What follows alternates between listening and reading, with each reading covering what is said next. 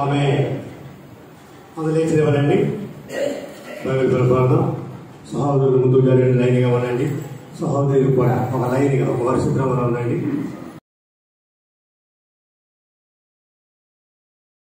అక్కడక్కడ ఖాళీలు ఉన్నాయి. ఒక క్రమంగా కూర్చోండి. క్రమంగా ముందుకు జరగండి. ఇంకా వచ్చే వరకు వారికి అవకాశం ఉంది. ఆ మధ్యన దేపోలా ప్లేస్ ఉండిపోయింది మన భారతదేశం. రైట్ ఎలా ముందు చుట్టూ నీరు మధ్యలో భూమి ఉన్నట్టుగా ఖాళీ ఉంది. రైట్ సంతోషం. పఠింపశ్రేష్ఠ గ్రంథము బైబిల్, పఠింపశ్రేష్ఠ గ్రంథము బైబిల్, అనుదినం పఠించిన ప్రేమతోడనయును.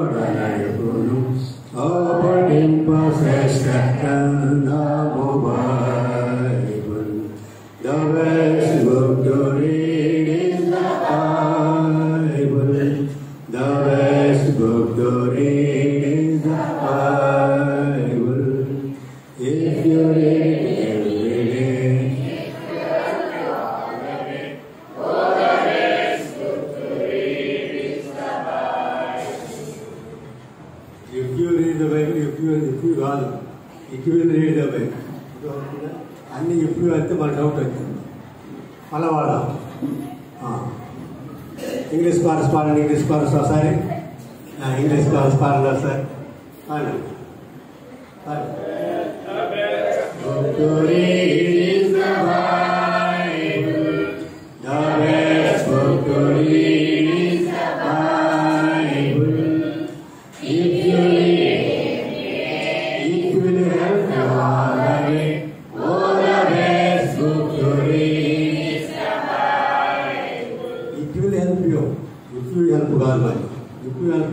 అనుమానం వెళ్ళిపోయి ప్రసాద్ దేవుడు మనం నడిపిస్తాను, మనం సహాయం చేస్తాం.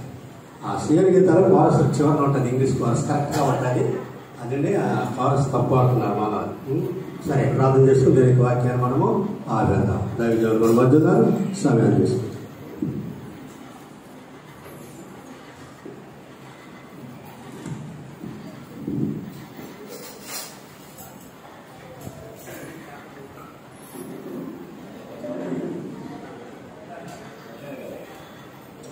రాత్రి దేవుని వాక్యములను కూడుకొరకై యోహాను వార్త 12వ అధ్యాయము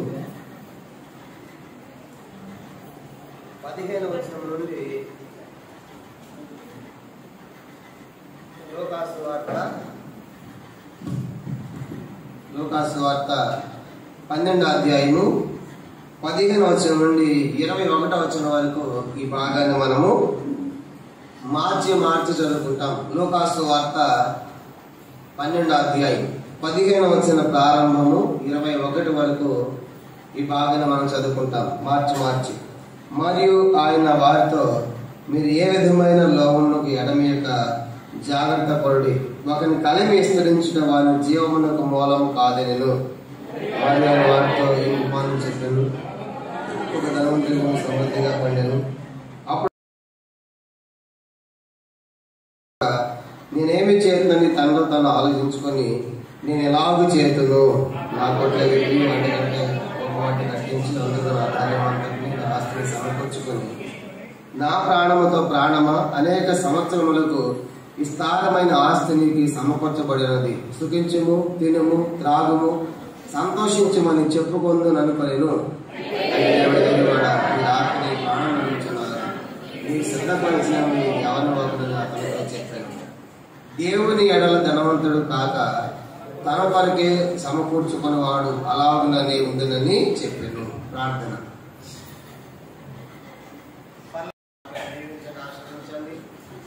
నాతో మాతో తల్లి రాత్రి స్వార్థ కోరికలో మీరే మాతో మాట్లాడేసిందిగా ప్రార్థిస్తున్నాం. తల్లి గత 2 దినాలుగా ఆ స్వార్థను దయచేయమని యేసు ప్రభు నామమున ప్రార్థించి వేడుచున్నాము తండ్రి. ఆమేన్.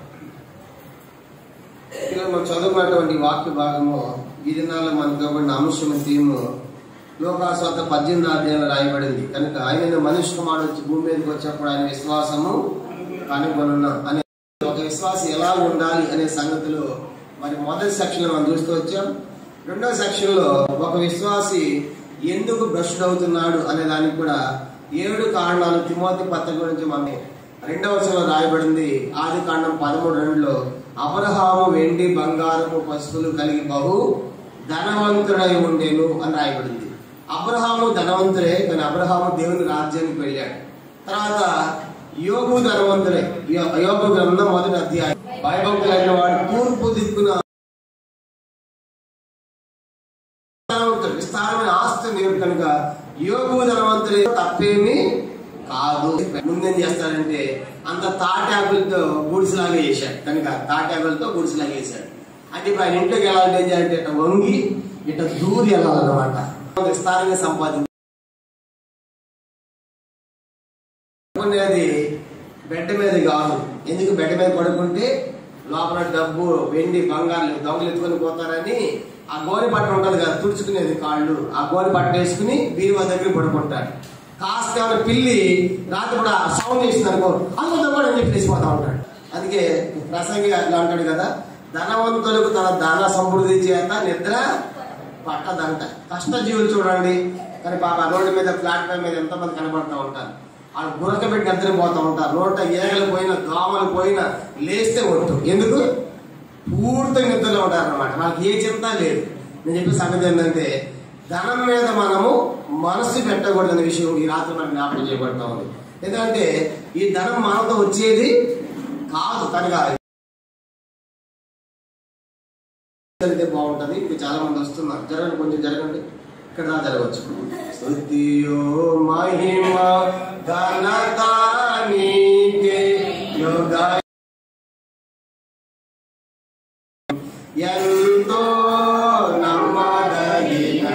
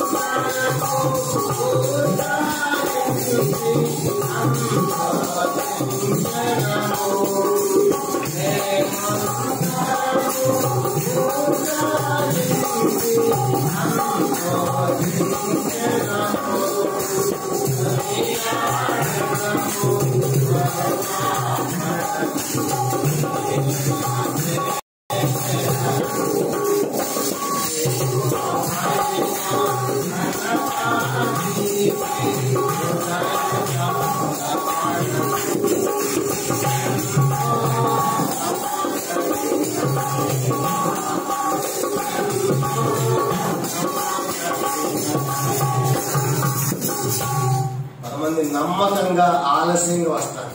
అందుకే వాళ్ళకి వెనకాల ప్లేస్ పెట్టాలి తప్పనిసరిగా. కనుక ఆలస్యంలో నమ్మకంగా ఉంటారు కొంతమంది. కాబట్టి విఐపీలకు వస్తారు, కాబట్టి వాళ్ళు ముందుకు రాలేరు సిగ్గుపడి. అందుకే వాళ్ళ వెనకాలే స్థానం పెట్టారు ఎప్పుడైనా సరే. సరే మనం చూసామంటే దేవుని యొక్క వాక్యంలో మరి ఎంతో మంది ధనవంతులు మనకు కనబడుతున్నారు. వీళ్ళు ధనవంతులు కూడా దేవుని రాజ్యానికి పోయిన వాళ్ళు ఉన్నారు, ధనవంతులు కూడా నరకానికి పోయిన వాళ్ళు కూడా ఉన్నారు. ఆ జాబితాలో మనం చూసాము 12వ అధ్యాయంలో ఇతను ధనవంతులే కానీ కనుక ఇతను ఏమవుతుందంట, ఈ రాత్రి నీ ప్రాణమును అడుగుచున్నారు. ఇతను ధనవంతులే కానీ దేవుని రాజ్యానికి పాత్రగా మనకు కనబడటం లేదు. తర్వాత మరొక ధనవంతుడు ఉన్నారు. లోకాస్వార్త 16వ అధ్యాయంలో మరొక ధనవంతుడు మనకు కనబడతాడు. ఎవరైనా చెప్పండి? లాజరు ధనవంతుడు. అక్కడ కూడా ధనవంతుడే ఉన్నాడు, కానీ అతను ఎక్కడికి పోయాడంట? నరకానికి, పాతాళానికి పోయాడు. కానీ రాత్రి నువ్వు ధనవంతుడిగా ఉండి దేవుని ప్రేమించి అబ్రహాము తర్వాత యోబులాగా జక్కేలాగా పరలోక రాజ్యం పోతావా? ఆ ధనవంతులకు ధనాన్ని ప్రేమించి నరకానికి పోతావా? కాబట్టి మన ధనం మీద మనసు నిలుపకూడదు అనేది దేవుని వాక్యం మనం చూస్తా ఉంది. ఈ రాత్రి ఈ ధనవంతుని గురించి ఒక 7 సంగతులు మీకు జ్ఞాపకం చేయాలని కోరుతున్నాను. ఇతడు ఎలాగో జీవించాడు అనే సంగతి దేవుని వాక్యం నుంచి మనం కొన్ని సంగతులు చూద్దాం. లోకాసు వార్త 12వ అధ్యాయం. లోకాసు వార్త 12వ అధ్యాయము మనం గమనించామంటే 12 15 నుంచి మనం చదువుకున్నాం కదా. లూకాసు వార్త 12వ అధ్యాయము. మరియు ఆయన జాగ్రత్త పడుడి, ఒకని కలిమి విస్తరించుట వాని జీవమునకు మూలము కాదనను. కాబట్టి 15-16 వచ్చిన మరియు ఆయన వారితో ఈ ఉపమానము చెప్పాడు.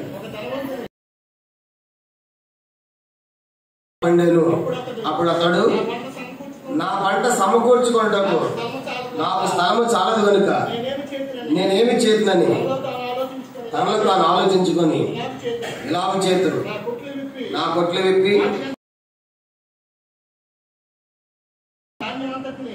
ధాన్యమంతటిని సమకూర్చుకొని. చాలా గమనించామండి, చూసారా? ఇక్కడ ఈ ఒక ధనవంతుడు పంట వేశాడు. భూమి సమృద్ధిగా పండిందంట, విస్తారముగా పండింది. ఆ పండిన పంట కొట్టులో కడతానికి సరిపోలే. ఆ కొట్లన్నీ పడగొట్టించి మళ్ళీ చేశాడంట, పెద్దవి కట్టించి గొప్పవి కట్టించి వాటిలో ధనాన్ని చేర్చాడు, ఆ యొక్క పంటని చేర్చాడు. ఆ పంట పెట్టిన తర్వాత ఏమంటున్నాడు ఆయన? ఇక్కడ రాయబడి చూడండి, 7 సార్లు అంటాడు నాది నాది అంటున్నాడు. ఏమంటున్నాడు?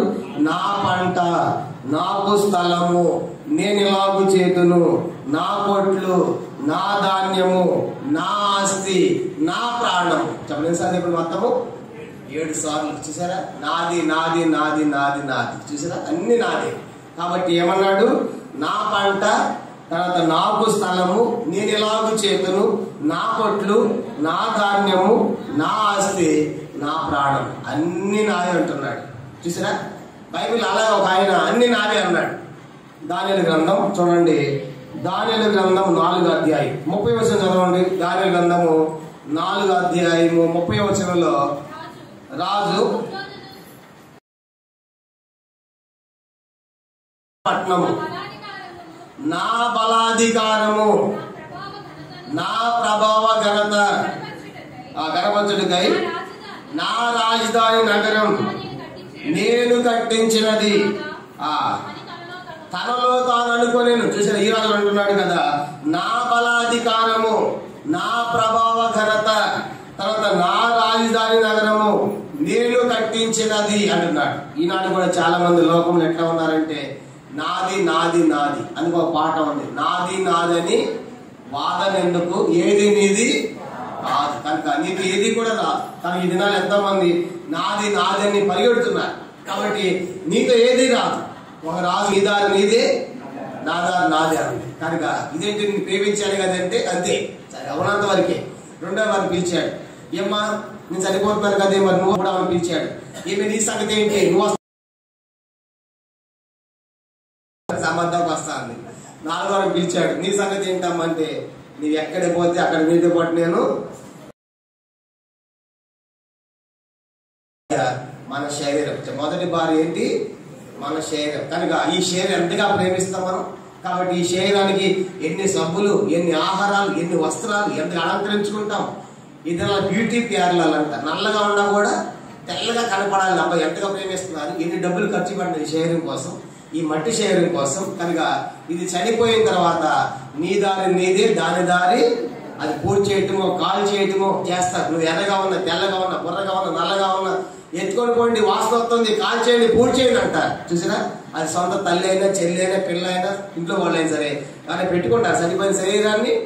ఎంతగా దీన్ని ప్రయాసపడుతున్నాం. కాబట్టి ఈ యొక్క శరీరానికి ఎంత ప్రాముఖ్యత మనం ఇస్తున్నాం, ఎంత విలువిస్తున్నాం. కనుక ఈ శరీరం గురించి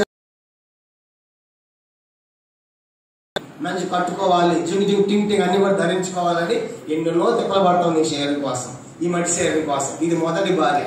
అందుకే పౌలు రాశాడు ఎఫెసీ పత్రిక 5వ అధ్యాయంలో, తన శరీరాన్ని దేశించుకున్న వాడు ఎవడును లేడు. ఎవరికి శరీరం దేశించుకో. మంచి ఆహారం పెట్టాలి, మంచి వస్త్రాలు పెట్టాలి. పొద్దున్న లేసి అద్దం దగ్గరికి పోయి రానివ్వడం చేయొద్దండి. తెల్లారైతే మనకేం కావాలి? అద్దం కావాలి. అబ్బా దూకోవాలి, సెట్ చేసుకోవాలి.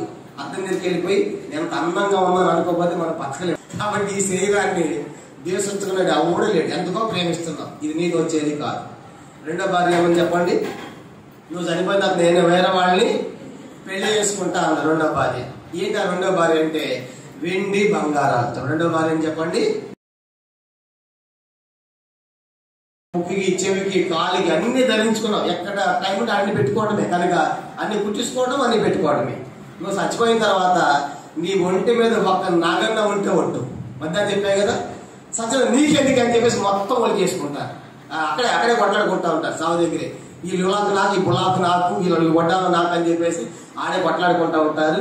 ఇలాంటి పంచాయతీ ఎన్నో చూస్తూ ఉంటారు. చూసాక నువ్వు చచ్చిపోయిన తర్వాత నీ మీద ఉన్నటువంటి బంగారం అంతా వేరే వాళ్ళకి వెళ్ళిపోతా ఉంది. అందుకే నేను వేరే వాళ్ళని పెళ్లి చేసుకున్నానంటే నీతో ఉన్న బంగారం నీతో రాదు. చూసారు కనుక ఎంత కూడబెట్టినా, నేను సమాధిలో పెట్టినా, కాల్ చేసినా, పూజ చేసిన బంగారం నీతో తీసుకొని పోలేవు. ఇది కూడా నీతో రాదు. దీనికి ఎంత ప్రేమిస్తాం? బంగారం అంటే ఎంత ఇష్టం అందరికి. బంగారం లేని వాళ్ళు ఎవరున్నారు? ఇష్టం లేని వాళ్ళు ఎవరున్నారు? పౌలు అన్నాడు, ఆయన పునరుత్థానం, ఆయన భావం వెలుగు నిమిత్తము నాకు కలిగిన సమస్తమును పెంటతో సమానముగా ఆయన శ్రమలు పాలుపడవని చెప్పేసి వెండి బంగారం మీద పాలు ఆశ మనం చూస్తూ ఉంటాం. ఇది రెండవ భార్య. మూడవ భార్య ఆశలు. అయ్యో పాప మా అమ్మ చాలా మంచిది, పాప ఆయన చాలా మంచివాడు అని చెప్పేసి ఎక్కడ వస్తారు మన కోసం? ఎక్కడ వస్తారండి? సమాధి దాకా వస్తారు. కానీ బంధువులు ఇస్తే ఎంతో మంది ప్రేమిస్తున్నావు, వాళ్ళు కూడా నీతో పాటు రారు. ఎక్కడికి వస్తారు చెప్పండి? సమాధి దాకా వచ్చి విడిచిపెట్టి వెళ్ళిపోతారు. హాయ్ హాయ్ బాయ్ బాయ్ టాటాలు చేస్తారు అనమాట. ఒక్కదాని ఉండాల్సింది అక్కడ. కానీ వీటన్ని గురించి ఆలోచిస్తావు. నీ శరీరం గురించి ఆలోచించావు, తర్వాత వెండి బంగారాల పొలం ఆశ నుంచి ఆలోచిస్తున్నావు. ఈ రాత్రి మూడోది నీ బంధువులు, స్నేహితులు, ఇరిగిపోయి వారందరూ కూడా సెట్ చేయాలి, వాళ్ళ గురించి ఆలోచన పొందే మంచిదైతే ఈ రాత్రి నాలుగో భార్య ఎవరంటే నీ లోపల ఆత్మ ఉన్న సంగతి ఎరిగేవా? కానీ నాలుగో భార్య ఎవరంటే మన లోపల ఉన్నటువంటి ఆత్మ. ఆత్మ ఏమని జగత్తులు నేర్చుకునే మొదటి పాఠం ఏంటంటే ఇతడు ధనవంతులే కానీ ఎవరు లేరు ఇతనికి దేవుడు హృదయంలో. కీర్తన 14 దేవుడు లేడని బుద్ధిహీన తమ హృదయంలో అనుకొందురు అని మనం చూస్తాం. 144 కీర్తనలో రాయబడింది కదా, యెహోవా తమకు దేవుడుగా గల జనులు. కాబట్టి రాత్రి దేవుడు లేని బుద్ధిహీనుడిగా ఉంటావా, లేకపోతే దేవుడు కలిగినటువంటి ధన్యులుగా ధనవంతులని ఉంటావా? కాబట్టి మొదటి విషయము, ఇతడు దేవుడు. మీకు ఎంత ఆస్తులు ఉండొచ్చు, పొలాలు ఉండొచ్చు, ఫ్లాట్లు ఉండొచ్చు, కార్లు ఉండొచ్చు. ఈ రాత్రి నువ్వు దేవుడు లేకుండా ఉంటే, ఈ రాత్రి ఒక గురి లేకుండా, గమ్యం లేకుండా ఉన్నావు, ఈ ధనవంతులు లేకున్నావు. ఈ రాత్రి దేవుడు నీతో మాట్లాడుతున్నాడు. దేవుడు లేని ధనవంతురాలుగా, ధనవంతులుగా నువ్వు మిగిలిపోవద్దు. నువ్వు ఈ ధనం వచ్చే స్తోత్రం, ఈ ధనము కాదయ్యా, నువ్వు నాకు కావాలని, దేవుడు ఎదిగే స్థాయిలోకి మనం రావాలని ప్రభు కోరుతున్నాడు. ఇది మొదటి ప్రాముఖ్యమైన సంగతి. ఇతడు దేవుడు లేని ధనవంతుడు. రెండో చూద్దామా? చూడండి, అతని గురించి రాయబడింది. అన్ని 19 వచనం, లోకాస్వార్త 12:19. నా ప్రాణముతో ప్రాణమా అనేక సంవత్సరములకు సమకూర్చబడి ఉన్నది. ఆ సుఖించుము, తినుము, తాగుము, సంతోషించమని. కాబట్టి ఇతడు ధనవంతుడు. రెండవదిగా జీవితం అంటే తినటము, తాగటం అనుకుంటున్నాడు. చెప్పడానికి జీవితం అంటే ఏంటంట? తినటము. అంటే లోపల కూడా ఏమంటారు చెప్పండి? ఇప్పుడు కాదు ఎప్పుడు ఎంజాయ్ చేస్తావురా, ఇప్పుడు కాదు ఎప్పుడు తింటావు, ఎప్పుడు తాగుతావు. కనుక ఏ వయసులో చేయాల్సింది ఆ వయసులో. ఎన్ని లోక సామెతలు మనం చూస్తాం. ఈ ధనవంతుడు ఏమన్నాడంటే జీవితం అంటే తినాలి, తాగాలి అంటున్నాడు. కనుక జీవితం అంటే తినటం, తాగటం కాదు. తినటం, తాగటం అయితే ఆ జంతువు కూడా తింటా, తాగుతా ఉంది. దానికి మనకు వ్యత్యాసం ఏముంది? కనుక ఆ జంతువులాగా మనం కూడా జంతువు కాదు కదా. కనుక తినటం, తాగటం కాదు. మన గురి ఏంటి? మనం ఎక్కడి నుంచి వచ్చాము, ఎలా జీవిస్తున్నాము, ఎక్కడికి పోతామన్న గురి మనం చేస్తాం. ముద్దంతా తీసి పెడతాం. అమ్మ రాయిందని ఒక్క ముద్దగా నీకు ఎంత నిఘా, ఎంత జాగ్రత్త లేకపోతే ఎలాగూ. కాబట్టి రాత్రి ధనవంతుడు జీవితం అంటే తినటము, తాగటము, సుఖించడం అనుకుంటున్నాడు. అందుకే నా ప్రాణమా తినుము, తాగము. ఇలాగే చాలా మంది ఉన్నారు ఈ దినాల్లో. కానీ భక్తుడు దావీదు అన్నాడు, నా ప్రాణమా యెహోవాను. 103వ కీర్తనలు చూస్తాం కదా, మొదటి 2 వచనాల్లో దావీదు తిను తాగు అంటే తన ప్రాణముతో, నా ప్రాణము సమస్తం ఆయన పరిశుద్ధ నామమును సన్నుతించు, ఆయన చేసిన ఉపకారములను దాన్ని నిలిచిపోయాడు అన్నమాట. ఈ ధనవంతుడేమో తినుము తాగమని చెప్తున్నాడు ప్రాణముతో. ఆ భక్తుడేమో ప్రాణముతో, నా ప్రాణము తినటం తాగటం కాదు, ఈ దేవుని స్తుతించు, ఆయన ఉపకారాలు మర్చిపోవద్దు అంటున్నాడు. ఎందుకో తెలుసా? అంతరంగంతో చెప్తున్నాడు. ఎట్లా అంటే నా అంతరంగంలో ఉన్న అంతరంగంలో ఎన్నో అవయవాలు ఉన్నాయి. ఈ అవయవాలన్నిటి చెప్తున్నాడు, నీ యెహోవాను స్తుతించాలని. ఒకసారి మేము హైదరాబాద్ నుంచి వరంగల్ పోతా ఉన్నాం కార్లు, ఒక భర్తల మీటింగ్కి వెళ్తున్నాము. వరంగల్ హైవే మీద పోతున్నప్పుడు పక్కన ఒక యాక్సిడెంట్ నేను చూశాను.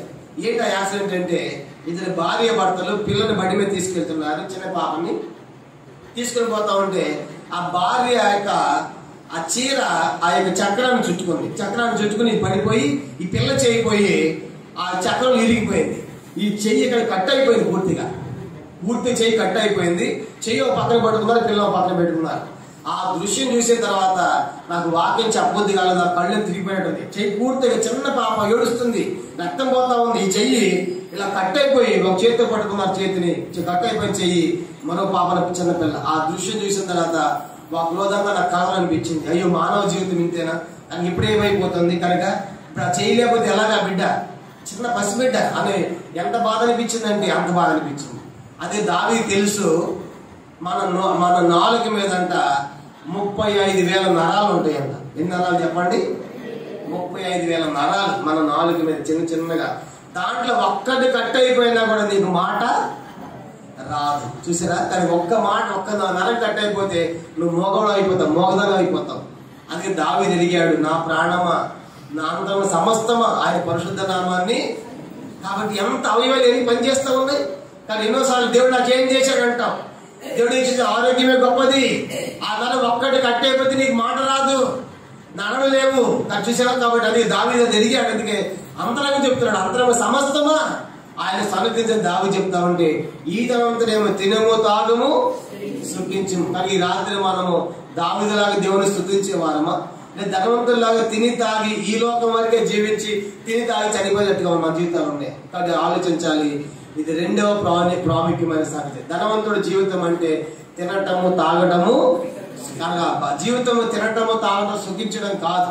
ఈ జీవితానికి ఒక పరమార్థం ఉంది, ఒక గురి ఉంది, ఒక గమ్యం ఉంది. కనుక చనిపోయిన వెళ్ళే దారి ఉంది, మార్గం ఉంది. కాబట్టి అది ఈ లోకంలో మనం జీవించాలని దేవుని వాక్యం మనం కోరుతా ఉంది. ఇది రెండవ ప్రాముఖ్యమైన సంగతి. కానీ మొదటిదేమో ధనం ఉంది కానీ దేవుడు లేకుండా జీవిస్తున్నాడు. రెండవ జీవితం అంటే తినటము తాగటము సుఖించడం అనుకుంటున్నాడు.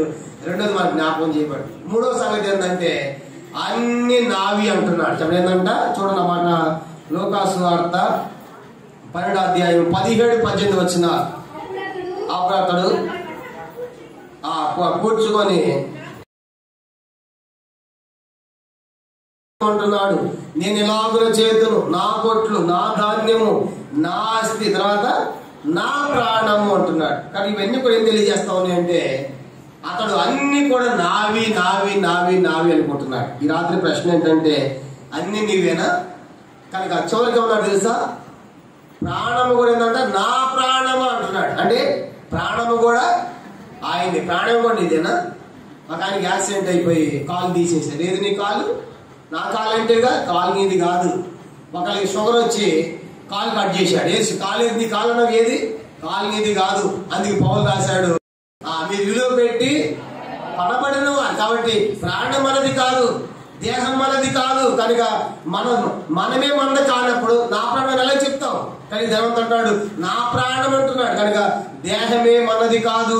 కాబట్టి అందుకే పౌలు ఎంతో స్పష్టంగా చెప్పాడు, మీ దేహం విలువ పెట్టి కొన్నాడు దేవుడు. కాబట్టి అది ఈ దేహంతో మహిమపరచండి. కానీ కనుక ఈ యొక్క దేహం మనది కాదు. చాలా మంది అలా జీవిస్తున్నారు. ఈ దేహం నాది, నష్టానుసారం తింటాను, తాగుతాను, జీవిస్తాను, ఇష్టానుసారంగా ప్రవర్తిస్తాడు ఈ యొక్క దేహంతో. జాగ్రత్త. కనుక ఈ దేహము మనది కాదు. మనకు తెలియదు. కనుక ఇప్పుడు ఎలా జరుగుతుందో మనకు తెలియదు. కాబట్టి లోకంలో ఎంతో జాగ్రత్తగా జీవించాలి. ఒకసారి విజయవాడలో ఒక ఇంటికి ప్రార్థన పిలిచారు. ఏంటి వెళ్ళిన తర్వాత పైకి వెళ్తే ఒక ఆమె పడకలో ఉంది, ఆమె కాలు తీసేసారు. ఏంటమ్మా పరిస్థితి అంటే, ఆమెకి మెట్లు దిగుతా ఉంటే కనుక ఏంటి కారణం అంటే ఆమె వేసుకున్న చెప్పులే ఆ జారి తీస్తాయి. ఇప్పుడు సెల్ ఫోన్ వాడని వాడు ఎవరు లేరు. సెల్ ఫోన్ ఎవరు లేచి ఎత్తారంటే ఎవరు ఎత్తరు. ఎందుకు అందరికీ 2 ఉంటున్నాయి, కొంతమంది 2 ఫోన్లు 3 ఫోన్లు ఉంటాయి. జాగ్రత్త. కనుక నీ సెల్ ఫోన్ నిన్ను పట్టిస్తారు. కాబట్టి నువ్వు వాడే సెల్ ఫోనే నీ కథ అంతా బయట పెడతాడు. అది మిర్యాలగూడ, నల్గొండ జిల్లా మిర్యాలగూడలో ఒక ఆయన ఒక పోలీసు వాళ్ళ బంధువుని కనపట్టలేదు. పోలీసు వాళ్ళ బంధువు కనబడిపోతుంటే వాళ్ళు ఆంధ్ర, తెలంగాణ 2 రాష్ట్రాలకు కూడా ఏం చేశారంటే నోటిఫికేషన్ పంపించారు. అయ్యే ఈ ఫోటో వ్యక్తి ఎక్కడ నుండి కనబడితే మాకు చెప్పండి అని అన్ని పోలీస్ స్టేషన్లకి ఎక్కడ ఆంధ్ర తెలంగాణ పంపిస్తే ఎక్కడ దొరకలేదు. ఆ తర్వాత 13 రోజుల తర్వాత ఆ చనిపోయిన ఆయన సెల్ ఫోన్ టవర్ చూపిస్తా ఉందంట. పోలీసులు ట్రాక్ చేస్తా ఉంటే ఆ ట్రాక్ టవర్ ఎక్కడ చూపిస్తే ఛత్తీస్గఢ్ లో వాజేల ప్రాంతాల్లో చూపిస్తా ఉంది. అప్పుడు మేము అశ్వపురంలో సేవ చేస్తున్నాం. ఖమ్మం జిల్లా అశ్వపురం నుండి మాకు ఫోన్ చేశారు, అన్న మేము ఛత్తీస్గఢ్ పోతే ఇలా జరిగింది, చనిపోయిన సెల్ ఫోన్ అక్కడ చూపిస్తా ఉంటాం అన్నారు. ఆ వెళ్ళిపోయిన తర్వాత ఆ ఛత్తీస్గఢ్ పోలీస్ స్టేషన్ పోయిన తర్వాత ఈ ఫోటోలో నేను మీకు కనపడ్డాడంటే, అయ్యో మా కనపడకపోవటం ఏంటి, 13 రోజుల క్రితం ఇతన్ని అడవిలో చంపేశారు ఎవరు, కానీ తీసుకొచ్చి చంపేసిన తర్వాత అతను మొహం తెలియకూడదని బండరాలతో పెద్ద ఆపరేషన్ అనుకుని చెప్పేసి మేమే పోలీసు లాంఛనాలతో ఆ సమాజం చూపించేసి తెప్పించేసి కొన్ని కెమికల్స్ అన్ని వేసి మళ్ళీ ఆ బాడీని అంతా కూడా ఒక పాలిథిన్ కవర్లు వేసి మళ్ళీ వాళ్ళు తీసుకెళ్లి సమాధి చేశారు. ఇప్పుడు చెప్పండి, వాళ్ళు పట్టించింది ఏంది? ఇంత కథని చెప్పాను నేను. ఇప్పుడు పట్టించింది ఏంది? నీ సెల్ ఫోన్. జాగ్రత్త, నీ సెల్ ఫోన్ నిన్ను పట్టిస్తుంది, నీ చెప్పేది ప్రాణం తీస్తుంది. ఇలా చెప్పా కదా, బండి మీద ఏం పడిందంటే నీ బండే నీ ప్రాణం తీస్తుంది. నీ బండి మన వాడి వస్తువులు మన చేతి కొట్టేస్తాయి. చూసారు కాబట్టి అందుకే ఈ లోకంలో ఏది మనది కనుక దేన్ని ప్రేమించబోకు. కనుక ఇప్పుడు వాడే సెల్ ఫోన్ అంటే ఇప్పుడు 5G ఎక్కడికి వచ్చేసింది అనగానే దినమంతా వస్తూనే ఉంటుంది, దొక్కుతా ఉంటే మనుషులు సస్తా ఉన్నారు. మనం ఒక ఆయన చెప్తా ఉన్నాడు, ఈ 5G పెట్టిన తర్వాత ఆ రిపేర్ చేయాలంటే సెల్ ఫోన్ టవర్ మీదకి వెళ్ళేటువంటి రేడియేషన్ వస్తుంది. అక్కడ చూడండి ఎంత డేంజర్ అన్నమాట. అంటే మనం వాడేవన్నీ కూడా మనకి అన్ని ప్రమాదాలే. ఏం చెప్తున్నానంటే ఇది నాది అనుకో బాబు, ఈ ధర్మం అనుకుంటున్నాడు అన్ని నావే, అన్ని నీవేనా, వచ్చే ఒంటరిగానే నువ్వు వెళ్లాల్సిందే. కాబట్టి ఒట్టిగా వచ్చి ఒట్టిగా తీసుకుని పోతారు, పూర్తి చేయడం కాలేజీ జరుగుతుంది అనే విషయం మనకు జ్ఞాపకం చేయబడతామని. కానీ ఈ ధనవంతుడు అన్ని నావి నావి అని జీవించినట్టు మనకు కనబడుతున్నాడు. ఇంకా దేవుడు వెర్రివాడా, ఈ రాత్రి నీ ప్రాణం అడుగుతున్నారు, నీవు సిద్ధపరిచినవి యానో అతనితో చెప్పారు. కాబట్టి ఈ రాత్రి జ్ఞాపకం చేసిన 4వ సంగతి ఎవరిని వాగులంటే చాలా ప్రిపేర్ చేసి సిద్ధపరచుకున్నాడు. కానీ ఈ లోపల సిద్ధపరచుకున్నావు, కానీ నువ్వు సిద్ధపరచుకునేవి తెలుసు, కానీ నీ కోసం దేవుడు సిద్ధపరిచేవి ఉన్నాయి. దేవుడు సిద్ధపరిచేది ఏం చెప్పండి? దేవుడు సిద్ధపరిచే కంటికి, చెవికి, హృదయమునకు సిద్ధపరచబడిన విందు అంటాడు. సిద్ధపరచబడిన మత్తయి సువార్త 25:34 సిద్ధ లోక పుట్టని మొదలుకొని సిద్ధపరచబడిన రాజ్యం అంటాడు. 22వ అధ్యాయంలో సిద్ధపరచబడిన విందు అంటాడు. లూకా సువార్త 2:32 దేవుడు ఎందుకు సిద్ధపరిచాడు మనకు? దేవుడు మన కోసము రక్షణ సిద్ధపరిచాడు. యోహాను సువార్త 14:3 నేను మీకు స్థలము సిద్ధపరుస్తున్నాడు పరలోక రాజ్యంలో. దేవుడు రక్షణ ఎదిగావా? లూకా సువార్త 2:32 ఆ సుమేన్ అంటాడు యేసుని ఎత్తుకుని, నాదా నేను ఇప్పుడు నువ్వు సిద్ధపరిచి రక్షణ నేను కన్నులారా చూస్తూ. ఏంటి రక్షణ? యేసు ప్రభువారి. కనుక యేసు ప్రభువే రక్షణ అని యేసు అనగా రక్షకుడు అని అర్థం. కాబట్టి యేసుని తీసేసి లోకమునకు ఆయన పాపాలు రక్షణ ఎరిగేవా? కాబట్టి ఆయన ఈ రాత్రి రక్షణ సిద్ధపరిచాడు. ఇది ఉచితం. కాబట్టి యేసు పాప అంటే చాలు నీకు ఉచితంగా ఇస్తాడు. కాబట్టి రక్షణ సిద్ధపరిచాడు, జీతం సిద్ధపరిచాడు, రాజ్యము సిద్ధపరిచాడు, స్థలము సిద్ధపరిచాడు. ఇలా బైబిల్ చెప్తే ఎన్నో సిద్ధపరిచాడు. ఇవన్నీ తనకు సిద్ధపరిచిన తనకు తెలుసు, కానీ దేవుడిని సిద్ధపరిచిన అతడు ఎరగలేకపోయాడు. ఈ రాత్రి అంత విచారం. కాబట్టి ఈ రాత్రి ప్రియమైన వారులారా, దేవుడి సిద్ధపరిచిన రాజ్యం అక్కడ మన స్థలం ఉండాలి కదా. కాబట్టి ఆ రాజ్యం నిత్యత్వం యుగాలు ఉండేది కదా, కలిగిన ఉండాలని ప్రభు కోరుతా ఉన్నాడు. ఇది 4వ ప్రాముఖ్యమైన సంగతి. 5వ చూద్దామా? ఇంకా ఆ ధనవంతుడు ఏమనుకుంటాడంటే చూడండి, తన ప్రాణముతో నా ప్రాణముతో ప్రాణమా అనేక సంవత్సరములకు ఏమనుకుంటాడంటే అనేక సంవత్సరాలకు ఏం కూర్చుకున్నాడంట? చెప్పండి, అనేక సంవత్సరాలకు ఏం కూర్చుకున్నాడు? ఉంటావా? ఈ ధనవంతుడు ఎంత వెర్రివాడంటే అనేక సంవత్సరాలు తినటానికి ఉంది, కానీ నేను బ్రతికేది అనేక సంవత్సరాలు బతకాలి అనుకుంటున్నాడు. అనేక సంవత్సరాలు బతుకుతారు ఎవరైనా?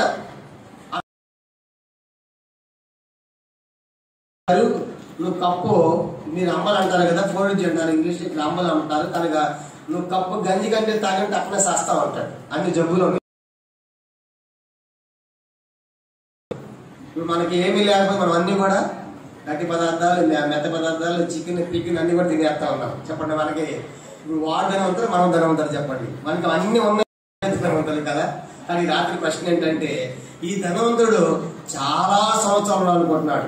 నా ప్రాణమా అనేక సంవత్సరాలకు ఉంది, నువ్వు తిరుగుతావంటే అనేక సంవత్సరాలు బతకాలని ఆశ ఉంది. చూసినా, అనేక సంవత్సరాలు బతకాలని అనుకుంటున్నాడు.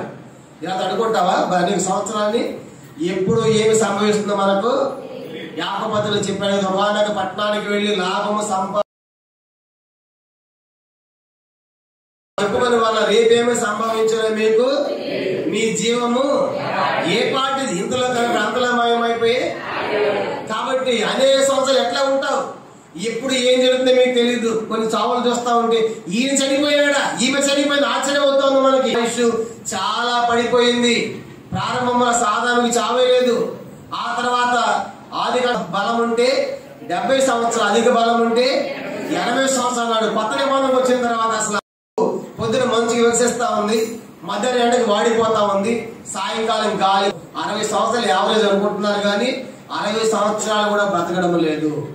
గ్యారెంటీ ఎప్పుడే లైట్ కొంటే గ్యారెంటీ, ఫోన్ కొంటే గ్యారెంటీ, వారంటీ ఎన్నో అని. కానీ మా ధనవంతుల బుద్ధిహీనత అనేక సంవత్సరాలు బ్రతకాలి అనుకుంటున్నాడు. ఎంత ఎంత ఎంత వెర్రివాళ్ళ కనబడుతున్నారు మనకి ఈనాడు. అనేక మంది యెషయా గ్రంథం 47వ అధ్యాయము, యెషయా గ్రంథము 47వ అధ్యాయము చదువుదాం. 7 నుంచి చదువుదాము, 7 నుంచి 9 దాకా. యెషయా గ్రంథం 47వ అధ్యాయం 7వ వచనం. తెచ్చుకోలేకపోతేవి కాబట్టి సుఖాశక్తులై నిర్భయం నివసించు, నేను ఉన్నాను, నేను తప్ప మరి ఎవరు లేరు, నేను విధవరాలే కూర్చున్నాను, ఆ పుత్ర శోకం నేను చూడ అనుభవించిన దానా ఈ మాట విను. ఒక్క దినములోగా, ఒక్క నిమిషమునే పుత్ర శోకమును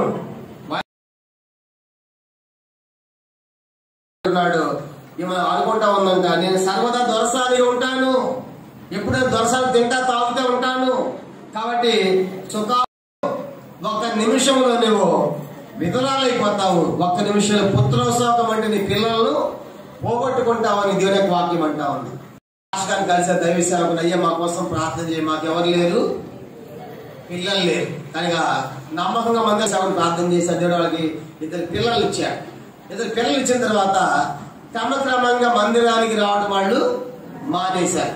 ఎంత మంచి పిల్లలు ఇచ్చారు కదంటే, ఇప్పుడు అడవదన్నా మాకు 2 పిల్లలు, కనుక వాళ్ళు స్కూలు, కాలేజీ, గ్యారేజ్ ఎన్ని వదిలేస్తే కొన్ని గృహాల్లో అంత బిజీ షెడ్యూల్ అయిపోయింది అందరికి. మన కదా, మనం బైబిల్ చదివే టైం కూడా లేదు. కళ్ళు మూసుకుంటారు, క్యాలెండర్కి వెళ్తారు, యెహోవాను ఆస్వాదించు అయిపోయింది, బైబిల్ కనుక అయిపోవటమే. అలాంటి కాలానికి మనం వచ్చేసాం. చాలా పెద్ద కాంపౌండ్ ఉంటున్నారు. ఆ కాంపౌండ్ లో భార్య ఏం చేసిందంటే, పిల్లలకు క్యారేజ్ కాసేపు ఒక అరగంట తర్వాత ఆ లంచ్ బాక్స్ తీసుకుంది, దాంట్లో పెరుగు కలిపేసింది, క్యారేజ్ కట్టేసిన తర్వాత పిల్లలకు స్కూల్ పంపించేసింది. భర్త క్యారేజ్ ఆయన పని వచ్చిన తర్వాత ఆ పెరుగు కాస్త మిగిలిపోతే, ఆ మిగిలిపోయిన పెరుగు ఏం చేసిందంటే, ఈ పెరుగు తినడానికి ఒకేమైపోయింది, చనిపోయింది అమ్మగారు అని చెప్పింది. అంత అర్థమైపోయింది. ఆ పెరుగు ఎప్పుడు వచ్చి ఆ పాము ఏం చేసిన దాంట్లో ఆ విషయాన్ని చిమ్మి కక్కెళ్ళిపోయింది. ఆ సంగతి ఏమి తెలియలేదు. ఆ కుక్క చనిపోయింది. వెంటనే స్కూల్లో ఆ ఫోన్ ఎత్తట్లేదు వాడు. వెంటనే భర్త ఫోన్ చేసింది, ఏమిటి ఇలా జరిగింది అని చెప్పేసి. ఏం ఫోన్ కొడతాడు, ఫోన్ కలవట్లేదు కాబట్టి ఏం మరొక దగ్గర నుంచి ఏం పరిగెట్టుకోవడం ప్రారంభించే స్కూల్ దగ్గరికి. ఆ స్కూల్ టర్నింగ్ లో పెద్ద లారీ వస్తా ఉంది. ఈ యొక్క స్కూటర్ కంట్రోల్ కాక ఆ లారీ కిందకి వెళ్ళిపోయింది. ఈ తల ఏమో ఆ టైర్ కిందకి వెళ్ళిపోయింది. తల ఉన్న ఆమె భార్యని, అయ్యో ఈమె నా భర్త, అయ్యో ఈమె నా భర్త అని చెప్పేసి కేకలేస్తా ఉంది. బట్టలు చింపుకుంటా ఉంది, జుట్టు పీక్కుంటా ఉంది, కేకలేస్తా ఉంది. ఇక్కడ భర్త చనిపోయాడు. అక్కడ లంచ్ బాక్స్ టైం అయిపోయింది. పిల్లలు దేవుడు లేనప్పుడు ఎంతగా దేవుని ప్రేమించావు దేవుని కార్యాలకు. ఈ దేవుడికి పిల్లలు ఇచ్చి కుటుంబం ఇస్తే, ఆస్తిని ఇస్తే నాకు మందిరాన్ని కుదరదు అనడం కూడా నాది కాదు అని మనం ఈ రాత్రి ఆలోచన కలిగి ఉండాలి. ఇది 6వ సంగతి. 7వ చూద్దామా, చూడండి 20వ వచనం, లోకాసు వార్త 12వ అధ్యాయం. దేవుడు వెరివాడ ఈ రాత్రి నీ ప్రాణమును అడుగుచున్నారు. చాలు చెప్పండి, అన్ని తెలుసు కానీ ఏం తెలియదు అతనికి. ఎక్కడ బంగారం ఉంది, ఎక్కడ కోట్లు పెట్టావు, ఎంత దాచిపెట్టావు, ఇవన్నీ తెలుసు. ఏంటంటే అతని చావు, అతని మాటలు ఎప్పుడు అతనికి తెలియదు. మనకు తెలిసి ఎవరికైనా నేను పలానా దగ్గర చనిపోతాను, ఇలా చనిపోతాను ఎవరికైనా తెలుస్తుందా? మన చావు మనకి తెలియదు. తెలియదు ప్రతి ఒక్కరికి నీ చావు ఎక్కడో తెలియదు, ఎలా ముగించబడుతుందో మనకు తెలియదు అని దావీదు అంటాడు. ముగించడానికి కోరుచున్నాను, నా దినముల పరిమాణమును నువ్వు బెత్తినంతగా చేసి ఉన్నావు. నీ సన్నిధిని నా ఆయుష్కాలం లేనట్టే ఉన్నది.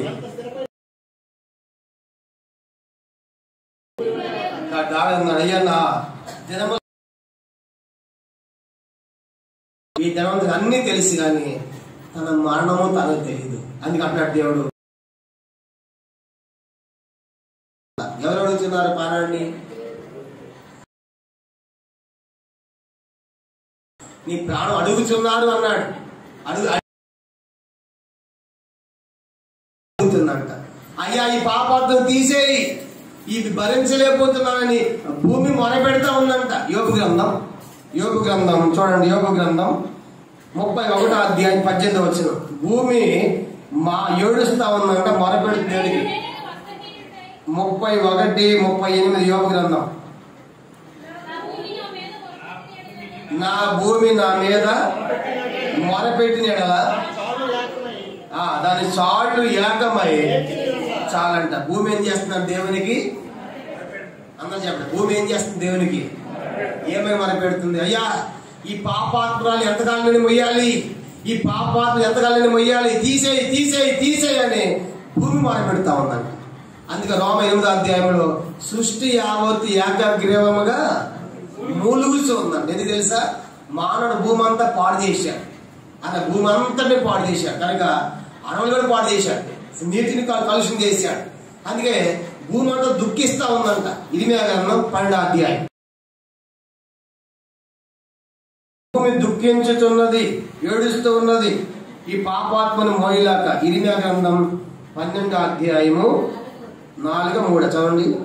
4వ వచనం.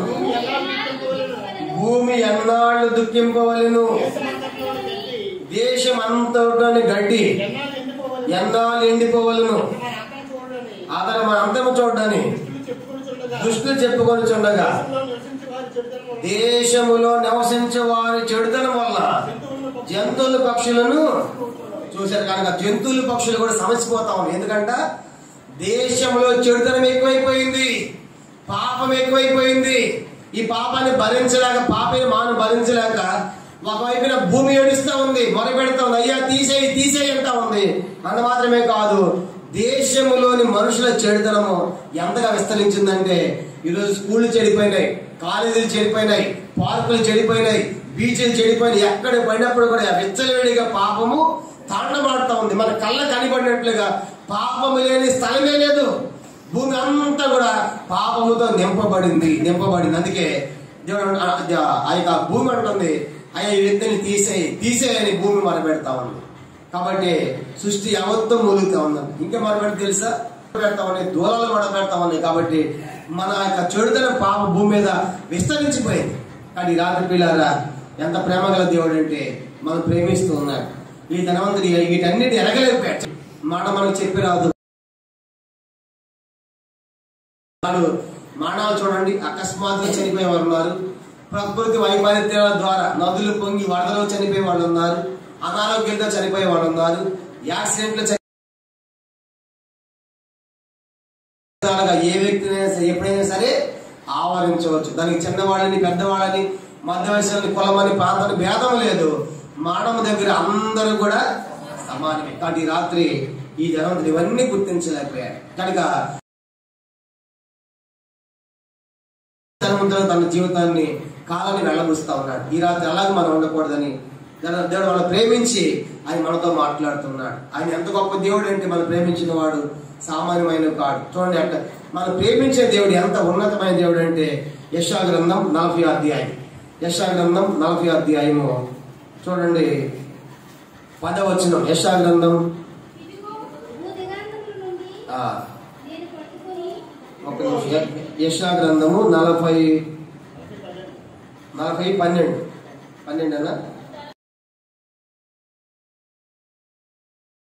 యెషయా గ్రంథము 40వ అధ్యాయము 12వ వచనం చదవండి. యెషయా గ్రంథం 40వ అధ్యాయము 12వ వచనం. తన కుడి సీట్లో జలములు కొలిసిన వాడెవడు? త్రాసుతో పర్వతములను తూచిన వాడెవడు? దేవుడు అసమానమైన దేవుడు, ఉన్నతమైన దేవుడు. కాబట్టి ఆయన గురించి రాయబడుతుంది, తన పొడి సీటులో జలములు కొలిచిన వాడెవడు? ఈ దేవుడు ఎంత అసమానమైన దేవుడు అంటే, సముద్రం నీటి అంతటిని కూడా దేంతో కొలిచాడంట ఆయన? పొడి సీట్లో దోసిట్లో పట్టాడంట. ఎన్ని సముద్రాలు ఉన్నాయి చెప్పండి? ఎన్ని సముద్రాలు? సముద్రాలు ఎన్ని? అందరూ మళ్ళీ మొదటి క్లాస్కి వెళ్ళిపోవాలి. సముద్రాలు ఎన్నండి? 7 సముద్రాలు. ఈ 7 సముద్రాల నీటి అంతా ఎక్కడ పెట్టాడు దేవుడు? పొడి సీట్లో. ఎంత గొప్ప దేవుడు ఈయన! ఆ 7 సముద్రాల నీటిని ఆయన పొడి సీట్లో దోసిట్లో పట్టాడు. అంత గొప్ప దేవుడు మనం ప్రేమించిన దేవుడు, ఈ లోకానికి వచ్చిన దేవుడు, అసమానమైన దేవుడు. అంత ఇంకా రెండో చెప్పారు చూడండి. ఇంకేంటంటే ఆయన జ్ఞానతో ఆకాశము వలన, కాబట్టి ఆయన ఆకాశాన్ని ఎట్ట కొలిచాడంట? జ్ఞానంతో కొలిచాడంటే, జ్ఞాని ఆకాశాన్ని కొలిచాడంటే ఆయన దేహ ద్వారా ఎంత పెద్దగా ఉండాలి? ఎవరిది? దేవునిది. అందుకే అంటాడు సొలొమోనుతో, సొలొమోను నువ్వు కట్టే మందిరం నాకు ఏ పాడిది? ఆకాశము భూమిన నా ఎక్కడ మందిరం కడతావు నువ్వు? కనుక ఆకాశం అంతా సింహాసనం వేయాలి, భూమి అంతా పాదపీఠం వేయాలి. అసమానమైన దేవుడు. అందుకే ఆయన దోసిట్లో సముద్ర నీటి అంతని పట్టాడంట. తర్వాత రాయబడుతుంది, తన జ్ఞానంతో ఆకాశాన్ని కొలిచాడంట. ఇంకేమన్నా రాయబడింది? భూమిలోని మన్ను పలపాత్రలు వచ్చిన వాడేవాడు. భూమి ఎంత ఉందండి? 29% భూమి. 71% అంత ఏంటి? ఏం చేశాడు ఆయన? ఒక పలపాత్రలో పెట్టాడు. చూసారంటే ఆయన ఎంత గొప్ప దేవుడు. భూమి అంతటిని పలపాత్రలో పెట్టాడా? ఎన్ని పర్వతాలు ఉన్నాయి? అన్ని ఖండాలు ఉన్న పర్వతాలన్నీ కూడా అంట ఒక త్రాసులో పెట్టి ఆయన తూచాడండి. ఎంత బలం ఉండాలని చెయ్యి. ఒక పర్వతమే లేపలేము మనం, కొన్ని కేజీలు లేపలేము ఒక చేతి. ఈ దేవుడు పర్వతాలన్నింటినీ ఒక దగ్గర పెట్టి ఆయన తూచాడండి. నేను చెప్పే సంగతి ఏంటంటే ఈయన అసమానమైన దేవుడు.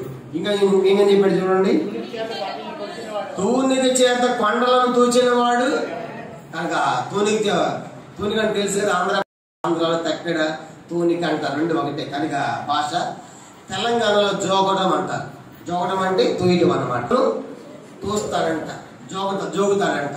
అంటే ఆయన ఎంత బలమైన దేవుడు అయి ఉండాలి. ఈ రాత్రి ఈ లోకాన్ని ప్రేమించిన వాడు సామాన్యుడు కాదు. అన్ని సముద్రాల్లో ఉన్న నీటిని పట్టగలిగిన వాడు, ఆకాశం తూచిన వాడు. అంత మాత్రమే కాదు, ఆయన కొండలన్నీ తూచినవాడు. ఇలాంటి అసమానమైన భూమి మీద అలా నెల్లూరు దగ్గర శ్రీహరికోటలో అంతరిక్ష సతీష్ ధావన్ కేంద్రం ఉంటుంది, ఖగోళ శాస్త్రజ్ఞులది. అక్కడ ఒక ఆయన అడిగారు, అయ్యా ఈ ఆకాశం ఏంటి, భూమి ఏంటి, కాస్త చెప్తామని అడిగితే ఆయన ఏం చెప్పాడంటే, మా లెక్కలు ఎదురు మీకు తిక్కబడుతుంది, ఈ లెక్కల్లో కాబట్టి మీకు అర్థమేంటి చెప్తా ఉన్నాడు. చెప్పండి అంటే ఆయన పెద్ద 100 కేజీల 100 కేజీ బ్యాగ్ ఉంది కదా, రైస్ బ్యాగ్ 100 కేజీది. ఆ 100 కేజీల బ్యాగ్ తీసుకుని దాంట్లో ఒక బీపీ గింజ వేశాడు. ఏం చేశాడు చెప్పండి? దాంట్లో బీపీ గింజ. ఈ బీపీ గింజ భూమి అన్నాడు. చెప్పిందంటే ఆ బీపీ గింజ భూమి అంట. మనకి అర్థమయ్యే బాగా చెప్పాడు. ఆ భూమి మీద ఎన్ని ఖండాలు ఉన్నాయి? ఎన్ని ఖండాలు ఉన్నాయి భూమి మీద? 7 ఖండాలు. నా సముద్రాలు 5, మహాసముద్రాలు 5, ఖండాలు 7. కానీ ఇప్పుడు 7 ఖండాలు. ఇప్పుడు ఆ యొక్క బీపీ గింజ ఎన్ని ఖండాలు చేయాలి చెప్పండి? ఇప్పుడు ఆ బీపీ గింజను ఎన్ని ఖండాలు చేయాలి? భూమి ఏంటి? భూమి ఆ బీపీ గింజ భూమి అయినప్పుడు దాన్ని ఎన్ని భాగాలు చేయాలి? 7 భాగాలు, 7 ఖండాలు. 7 ఖండాలు. మన ఖండం ఏంటి? ఆసియా ఖండం ఒక మొక్క. మళ్ళీ ఆసియా ఖండం ఏం చేయాలి? భారతదేశం రావాలంటే మళ్ళీ ఒక మొక్క చేయాలి. ఇదంతా ఏంటి? బీపీ గింజలో 7వ మొక్కలో మనం 7వ మొక్కలు చేస్తా ఉన్నాం. బీపీ గింజ 7 మొక్కలు అయిద్దా? బీపీ గింజ 7 మొక్కలు అయిద్దా? కష్టం, చెయ్యాలి రావాలంటే. 7 మొక్కలు చేస్తే 7 మొక్కల్లో ఒక మొక్క మళ్ళీ ఏమైంది? ఆసియా ఖండం. మళ్ళీ దాన్ని ఇంకో మొక్క చేస్తే భారతదేశం రావాలంటే ఇంకొక మొక్క. ఆ భారతదేశంలో ఆంధ్రప్రదేశ్ రావాలంటే అదొక మొక్క. ఆంధ్రప్రదేశ్ లో మన్యం జిల్లా రావాలంటే అదొక మొక్క. మన్యం జిల్లాలో మండల పాతపురమా పాతపురం జిల్లా అదొక మొక్క. దాంట్లో ఈ ఓరేపు రావాలంటే కనపడతావు. దీంట్లో దేవుని దృష్టికి ఎట్లా ఉన్నాం మనం? ఎట్లా మనం తెలుసా? అభావము గాను శూన్యము గాను నథింగ్. యెషయా గ్రంథం 17వ వచనం. ఆయన దృష్టికి సమస్త జనములు లేనట్టుగానే ఉండును. ఆయన దృష్టికి అది అభావము గాను శూన్యము గాను ఎంచబడును. చాలా చూసా దేవుని దృష్టి కంటే సమస్త జనములు లేనట్టుగానే ఉండను. నథింగ్, కనబడటం లేదు దేవునికి. దేవుని దృష్టి మనం లేము. ఎట్లా ఉన్నామంటే అవి అక్కడ రాయబడి చూడండి పైన. జనములు ఎట్లా ఉన్నారంట? అది కూడా చదువుదాము. 15వ వచనం. జనములు చేదండి జారు. చాలండి. జనం ఎట్లా తాసు మీద దూలిని అందరూ చూడండి. కొన్నిసార్లు దుమ్మతి అందుతాం. అప్పుడు ఊదినప్పుడు ఏం చేస్తుంది? సన్న కణాలు ఎదురు కాంతి పడతా ఉంటే మనకు కనబడుతుంది. ఆ ధూళి అంట. అట్లా ఉన్నాం మన దేవుని దృష్టికి. ఇలాంటి మానవుణ్ణి అలాంటి అసమానమైన దేవుడు ప్రేమించాడండి. ప్రేమించే తెలుసా? ఈ లోకానికి ఎలా వచ్చాడు ఆయన? అంత గొప్ప దేవుడు. ఆకాశాన్ని కొలిచిన వాడు, జానతో కొలిసిన వాడు, సముద్రాల నీటిని పట్టిన వాడు, కొండలు తూచిన వాడు, పర్వతాలు తూచిన వాడు, భూమంతటా పాతలు పెట్టిన వాడు, ఆకాశం సింహాసం కలిగిన వాడు, భూమి పాతపేట కలిగిన వాడు. ఇంత అసమానమైన దేవుడు మానవుని ప్రేమించి ఎంతగా తగ్గించుకున్నాడు తెలుసా? ఆయన పుట్టింది ఎక్కడో తెలుసా? యెషయా గ్రంథం 41వ అధ్యాయం. త్వరగా ఒక 5 నిమిషాలు మనం ముగించేద్దాం. యెషయా గ్రంథం 41వ అధ్యాయము. ఆయన పుట్టిందంట స్వల్ప జనములు. 41వ అధ్యాయము 14వ వచనం. యెషయా గ్రంథం 41:14. పురుగు వంటి యాకోబు స్వల్ప జనముకు చాలండి. కానీ దేవుడు పుట్టింది ఎక్కడ? యేసు రీజన్లో పుట్టాడు, ఇశ్రాయేల్లో పుట్టాడు, యూదుల్లో పుట్టాడు. యూదులు ఎట్లాంటి వాళ్ళంట? భూమి మీద స్వల్ప జనం. రాత్రి కూడా చెప్పాను 8 లక్షలు వాళ్ళ జనాభా. రాత్రి ఇశ్రాయేల్ చరిత్ర అంతా చెప్పాను. ఎన్ని లక్షలు? 90 లక్షలు ప్రస్తుతం. చూసారా? కనుక స్వల్ప జనంలో పుట్టాడు ఆయన. పుట్టాడు అంత మాత్రమే కాదు, ఇంకా ఎక్కడ పుట్టాడు ఆయన? మీకా గ్రంథం 5వ అధ్యాయము 2వ వచనం చెప్పబడింది. మీకా 5:2 స్వల్ప గ్రామమైన బెత్లెహేమ్ అంట. చెప్పండి, నువ్వు స్వల్పమైన దానవు, నా కొరకు ఇశ్రాయేలును ఏలబోవాడు. చాలండి. స్వల్ప గ్రామం అంటే అక్కడ పంచాయతీలో ఉంటున్నాం. కొన్ని ప్రాంతాలకి మీకు తెలిసి మన్యం ప్రాంతంలో ఆ యొక్క అడవి ప్రాంతాల్లో 2-3 ఊర్లు కలిపి ఒక పంచాయతీ పెడతారు. అంటే ఒకదానికి మాత్రం గ్రేటే. ఎందుకు చండి? ఇది చాలా పెద్ద పంచాయతీ. మధ్య చెప్తా ఉన్నారు, చాలా మంది ఓటర్స్ ఉన్నారు. ఇది చాలా పెద్ద ఊరంట. కనీసం పుట్టిన ఏ ఊరంట? స్వల్ప కోసం పుట్టాడు, స్వల్ప గ్రామంలో పుట్టాడు. కనుక ఆయన పుట్టిన ఊరు కూడా చాలా స్వల్ప గ్రామం. కొన్నిసార్లు మన ఊరు చెడ్డ ఊరికి మన పేరు కూడా చెప్పుకోలేము. యేసు పెరిగింది ఎక్కడ చెప్పండి? యేసు పుట్టింది బెత్లెహేములో. పెరిగింది ఎక్కడ? ఆయన తల్లిదండ్రులు ఎలాంటి కుటుంబంలో పుట్టాడు తెలుసా? యేసు వారు యొక్క తల్లిదండ్రులు ఎంత పేదవాళ్ళు అంటే లూకాసు వార్త 2వ అధ్యాయం. లూకాసు వార్త అధ్యాయము చదవండి 24వ వచనం. మోషే ధర్మశాస్త్రము చొప్పున ప్రతి తొలిచూలు మగపిల్ల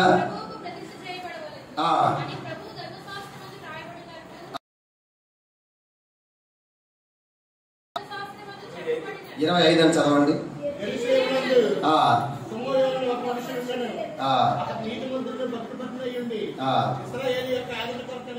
అది కాదండి, మనకు కావాల్సిందండి 24.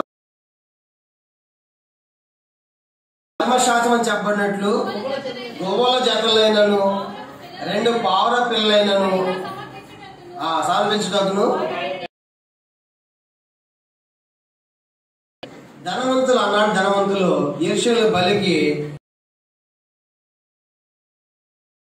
గొర్రె పిల్ల ప్రతి తొలిచూలు మగపిల్ల ప్రతిష్ఠ చేయాలంటే ఏం చేయాలంటే వాళ్ళు గొర్రె పిల్లని తీసుకుని పోవాలి.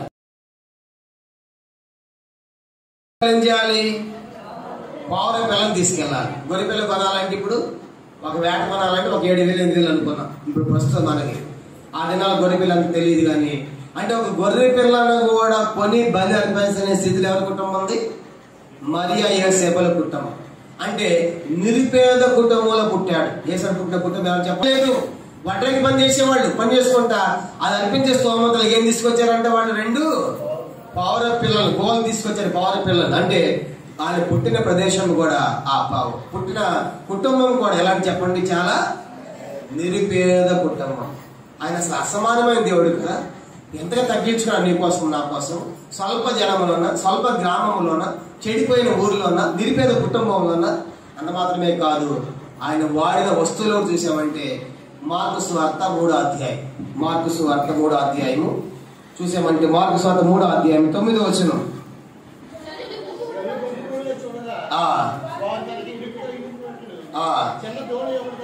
చిన్న ధోని ఒకటి సిద్ధపరిచాను కనుక యేసు వాడిన ధోని ఎలాంటిదంట? చిన్న ధోని. చిన్న మనందరికి చిన్న ఇష్టం, పెద్ద ఇష్టం. అందరు చెప్పండి. ఒక గంపలు యాపిల్ బయటకు పంపించి అందరు రౌండ్ తిప్పారనుకోండి, గంప రాగానే పై కింద చూస్తూ ఉంటాం. చిన్నగా ఉందా, పెద్దగా ఉందా, డాగ్ ఉందా, మచ్చ ఉందా? డాగ్ ఉందా పనికి రాదు, మచ్చ ఉందా పనికి రాదు, చిన్న ఉందా పనికి రాదు. మనకు అన్ని ఏం కావాలి చెప్పండి? మనకు అన్ని పెద్దయే కావాలి. యేసు వాడిన ఎన్ని కదా? చిన్న ధోని. చిన్న ధోని చాలు. కానీ చిన్న ధోని ఆయన వాడింది. అంటే ఏంటి అర్థము? ఈ లోకము నాది కాదు, అశాశ్వతమైనది, తాత్కాలికమైనది. ఆయన వాడిన ధోని కూడా చాలా చిన్నది. యోహాను సువార్త 6వ అధ్యాయంలో 2 చిన్న చేపలు అంట. చదవండి యోహాను సువార్త. ఇంకా వాటిని కూడా ఆయన యోహాను సువార్త 6వ అధ్యాయము 9వ వచనం. యోహాను 6:9. 5 రవ్వరొట్టెలు చాలండి. ఎన్ని చిన్న చేపలంట? 2 చిన్న చేపలు. అది వాడిన వస్తువులు 2 చిన్న చేపలు. 2 చిన్న చేపలు ఎంతమందికి ఆహారం అయింది? 5,000 మందికి ఆహారం అయింది. చూసారా? కాబట్టి వయసులో వారు అన్ని చిన్న చిన్నవి. అంటే ఎంత సామాన్యమైన సింపుల్ పని జీవించాడు ప్రభు. నీకు చిన్న ధోని, చిన్న చేపల. కాబట్టి నిరుపేద కుటుంబమా, స్వల్ప గ్రామమా, స్వల్ప జనమా, చెడిపోయిన ఊరా అంటే ఆయన అసమానమైన దేవుడు ఇస్తా ఉన్నాడు. అంత మాత్రమే కాదు, ఇంకా ఆయన వాడి వస్తువుల్లో మత్తయి సువార్త 13వ అధ్యాయంలో ఏంటంటే చిన్న చూడండి, చిన్న గింజ అంట. చిన్న గింజ మత్తయి తీసుకొని పొలంలో విత్తిన చాలండి. ఆవగింజ ఎట్లా ఉంటుంది చెప్పండి? చిన్నగా ఉండదు, పెద్దగా ఉండదు. చిన్న ఆవగింజతో పాటు ఆకలి ముగిస్తాను. యేసు ప్రభువుకున్నటువంటి శిష్యులు ఎవరో తెలుసా? యేసు ప్రభువుకున్న శిష్యులు చదువు మనం ముగించుకుంటాం. అపోస్తల కార్యము 4వ అధ్యాయం 13వ వచనం. అపోస్తల కార్యము 4:13. వారి విద్యలేని పామర్లని గ్రహించి ఆశ్చర్యపడి గుర్తెరిగి. చాలండి. యేసు శిష్యులు ఎట్లాంటి వాళ్ళు అంటే ఎక్కువ మంది విద్య లేని పామర్లు. చాలండి, అంటే చదువు లేని వాళ్ళు, తనకు చేపలు పట్టేవాళ్ళు. ఈ రాత్రి ప్రశ్న ఏంటంటే, విద్య లేని వాళ్ళే, చదువు లేని వాళ్ళే ప్రపంచ దేశాలకు స్వార్థ తీసుకుని వెళ్ళారు. ఎక్కడ తీసుకెళ్ళారంట? ప్రపంచ దేశాలకి. ఎంత అద్భుతం! యేసు వారు సామాన్యమైన శిష్యుల ద్వారా ఆయన చెప్పాడు కదా అపోస్తలుల 1:8లో, మరి యోదయ, గలిలయ, సమరయ, బూది గంతముల వరకు నాకు సాక్షులుగా ఉండాలి అని చెప్పాడు. కానీ ఆ శిష్యులే ప్రపంచ దేశాలకు వెళ్ళారు. ఆ ప్రపంచ దేశాలైనటువంటి శిష్యుల్లో ఒక ఆయన మన ప్రాంతానికి కూడా వచ్చాడు, మన భారతదేశానికి కూడా, మద్రాసు పట్టణానికి. ఆయన ఎవరు చెప్పండి? తోమ గారు. మన ఈ మధ్య వెళ్ళినప్పుడు ఆ తోమ గారి సమాధి, ఆయన తిరిగిన ప్రాంతాలన్నీ కూడా చూసాం. కానీ ఆయన ఎక్కడ యెరూషలేములో యేసు శిష్యుడేకం చేసి ఆయన మన ప్రాంతానికి కూడా వచ్చాడు. కనుక తోమ గారు వచ్చాడు. ఇలాగా యేసు శిష్యులు విద్య లేని వారే గాని ప్రపంచ దేశాలకు సువార్తను ప్రకటించిన వారు. ఎంత అద్భుతం, ఎంత ఆశ్చర్యం! ఎలా జరిగింది ఇదంతా కూడా? లూకాసు వార్త 6వ అధ్యాయం చూడండి. లూకాసు వార్త 6వ అధ్యాయము. ఆయన శిష్యుని ఏర్పాటు చేసుకున్నప్పుడు ఏం జరిగింది? లూకాసు వార్త 6వ అధ్యాయము 10వ వచనం. 12 చదువుదాం. 2:12. లూకా 6:12. ఆ దినములందు ఆయన ప్రార్థన చేయుటకు కొండకు వెళ్ళి దేవుని ప్రార్థించినందు రాత్రి గడిపారు. ఇప్పుడు చూడండి, యేసు వారంట రాత్రి పండుగ వెళ్ళి రాత్రి అంతా ప్రార్థనలు గడిపాడు. ఇప్పుడు ప్రశ్న ఏంటంటే, యేసు ప్రభు వారికి రాత్రంతా గడపాల్సినటువంటి అంత బాధ ఏముంది, అంత కష్టం ఏమని చెప్పండి. మనం ఇప్పుడు రాత్రంతా దేవుని సన్నిధిలో ఉంటాము. రాత్రంతా దేవుని సన్నిధి ఎప్పుడు వస్తాం? ఇంట్లో దయ్యం పట్టింది కూడా ఏం చేస్తాం? ఇంట్లో దయ్యం పడితే ఏం చేస్తారండి? మందని పోదాం పదండి, మందని పోదాం మందనికి వస్తాం. నిద్ర పట్టకపోతే కష్టం అయితే ఏం చేస్తాం? అప్పుడు మందనికి వస్తాం. రాత్రి అంతా అదే ఆయన ప్రాధాన్యత రావు, దయ్యం పడితే వస్తాం, కష్టమైతే వస్తాం. మనమంతా యాకోబు లాంటి వాడు. యాకోబు కూడా ఆదికాండం 32:24 యాకోబు ఒక్కడు మిగిలిపోయిన రాయబడింది. ఏషియా వస్తామంటే చంపుతాడని భయపడి అప్పుడు దేవా మరి యేసు వారికి రాత్రంతా ప్రార్థన చేయవలసినంత బాధ ఏంటి, ఆయన కష్టం ఏంటి? ఇప్పుడు చదవడం తర్వాత వచ్చిన ఉదయం అయినప్పుడు ఆయన తన శిష్యులను పిలిచి వారిలో 12 మందిని ఏర్పాటు చాలు. ఇప్పుడు చెప్పండి, యేసు ప్రభు రాత్ర దేనికోసం ప్రార్థన చేసి ఉంటాడు? దేనికోసం అండి? శిష్యుల కోసం. తండ్రి, కానీ నేను సిలువేయబడతాను, నేను ఆదరణ వచ్చేస్తాను, ఈ యొక్క సువార్త ప్రపంచ దేశం ఎలాంటి వాళ్ళు నా శిష్యులుగా ఉండాలి అని ఆ శిష్యులందరి కోసం ప్రార్థన చేసి రాత్రి ఉదయకాలం శిష్యులు నియమించాడు. అంటే ఇప్పుడు తోమా గారి గురించి కూడా ప్రార్థన ప్రభువారు చేశాడు. మన భారతదేశం కొరకు కూడా ప్రార్థన చేసిన ప్రార్థన లోక 6 పాయింట్లు మనం చూస్తాం. అందుకే వాళ్ళు విద్య లేని పామర్లైనప్పుడు కూడా ప్రపంచ దేశాలకు స్వార్థ ప్రకటించారు. రాత్రి చెప్పాను కదా, 2:47 ఇంకా చేర్చబడ్డారు. మత్తయి సువార్త అపోస్తలుల 4వ అధ్యాయంలో మళ్ళీ 5,000 మంది చేర్చబడ్డారు. అంటే 120 మంది ప్లస్ 3,000 మంది ప్లస్ 5,000 మంది అలా సంఘం మల్టిప్లికేషన్ జరుపుకుంటా ఈరోజు యెరూషలేములో ప్రారంభించబడిన ఆ సువార్త శిష్యుల ద్వారా ఈరోజు నర్సీపురం దాకా వచ్చింది. ఎక్కడ వచ్చిందంటే ఆ సువార్త ఈ నర్సీపురం. ఈ నర్సీపురానికి మూలం ఎక్కడ? యెరూషలేములో 120 మంది ప్రారంభం. చూసారా, 120 మందితో ఖండాలు దాటింది, దేశాలు దాటింది, రాష్ట్రాలు దాటింది, జిల్లాలు దాటింది, మండలాలు దాటింది, గ్రామం దాకా చేరుకుంది. ఇంకా ప్రవహిస్తూనే ఉంటది. ఇది జీవజల నది. ఎంతో మంది సువార్తను ఆపాలని చూస్తున్నారు, స్టాప్ చేయాలని చూస్తున్నారు. ఇది ఎవరి వలన కాదు. ఒక వరదొస్తే పారిపోతాం. ఇది జీవజల నది లాంటిది. ఈ సువార్త ప్రవహిస్తూనే ఉంటది, ప్రవహిస్తూనే ఉన్నది కూడా. ప్రతి మన్యానికి, ఈ మన్యానికి కూడా వచ్చింది, అడవి ప్రాంతానికి కూడా వచ్చింది. దీని మూలం ఎక్కడంటే విద్య లేని పామర్లైన అపోస్తలులే. నేను చెప్పే సంగతి ఏంటంటే యేసు ప్రభువు అంత ఉన్నతమైన దేవుడు అండి. నీ కోసము నా కోసము ఎంతగా తగ్గించుకుని వచ్చాడు, ఎంత సామాన్యంగా జీవించాడు. ఎందుకు ప్రభావాలంటే మనం ధనవంతులు చేయటానికి. 2వ కొరింథీ పత్రిక 8:9 చెప్పాడు కదా, ఆయన ధనవంతుడైంది మీరు తన దారిద్ర్యం వల్ల మిమ్మల్ని ధనవంతులు చేయడం, కానీ మీ నిమిత్తము దరిద్రుడు ఆయన. మనం ధనవంతులు చేయడానికి మన కోసం ఆయన తగ్గించుకున్నాడు. అందుకే గలతీ పత్రిక 3వ అధ్యాయం 12-13 కలిసి ఉన్నాయి. గలతీ పత్రిక 3వ అధ్యాయం 12-13 ఆత్మను కూర్చిన వాగ్దానము విశ్వాసం మనకు లభించినట్లు అబ్రహామునటువంటి ఆశీర్వచనము అన్యజనులమైన మనం కలుగుటకై క్రీస్తు యేసు మన కోసం శాపమై మనం ధర్మశాస్త్రం యొక్క శాపము నుండి విమోచించెను. ఇందుకు రాయబడింది ఏమనగా రాణి మీద వేలాని ప్రతివాడును శాపవస్త్రం రాయబడి ఉంది. యేసు వారికి ఎందుకు ఆ శాపవస్త్రం మరణం, ఎందుకు ఆ శిలువ మరణం అంటే ఎవరు? ఆదికాండం 13:2 ధనవంతుడు. మన ధనవంతులు చేయటానికి మన శిక్ష ప్రభు తీసుకున్నాడు, మన స్థానం ఆయన పొందాడు, మన నిమిత్తం ఆయన సేవ పొందాడు. కాబట్టి అదిగే ఆయన ముండకేట తల మీద పెట్టబడింది.